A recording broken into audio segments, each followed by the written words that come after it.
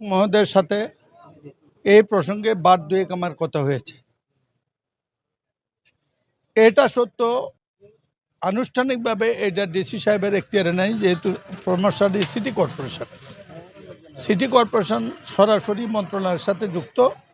এটা ডিসির এখানে এখতিয়ার আনুষ্ঠানিকভাবে কোনো কিছু নাই। কিন্তু তারপরও আমি জেলা প্রশাসককে ধন্যবাদ জানাই, আগে থেকে ব্যাপারটা নোটিশ এবং চেষ্টা করেছেন সিটি কর্পোরেশনকে কার্যকর করার জন্য, আমাদেরকে আশ্বস্ত করেছেন।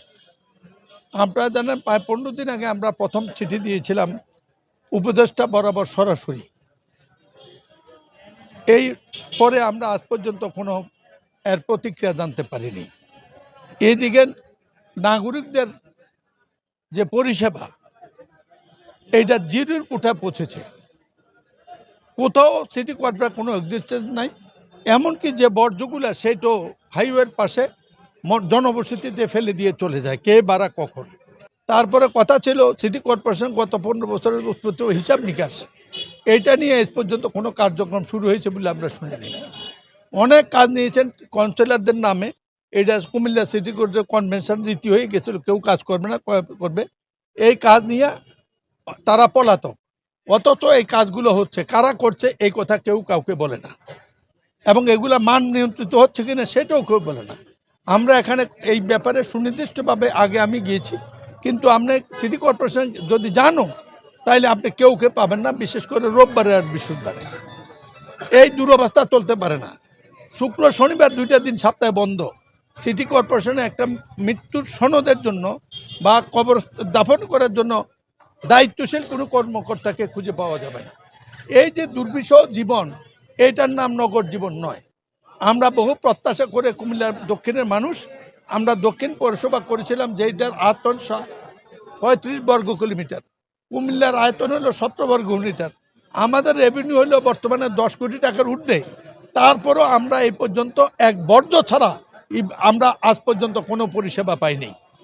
কুমিল্লা শহরে আমরা ঢুকতে না, পদ্মুর বাজারের কাহিনী আপনারা জানেন, বহুবার বলেছি, এটা নিয়ে মামলা হচ্ছে অলরেডি হতে পারছে। ঢাকা চট্টগ্রাম মহাসড়ক সিটি কর্পোরেশনের মধ্যে দিয়ে গেছে, পুরাটা রাস্তা আমাদের জন্য ডাবল মরণ ফাঁদ হয়ে দাঁড়িয়েছে।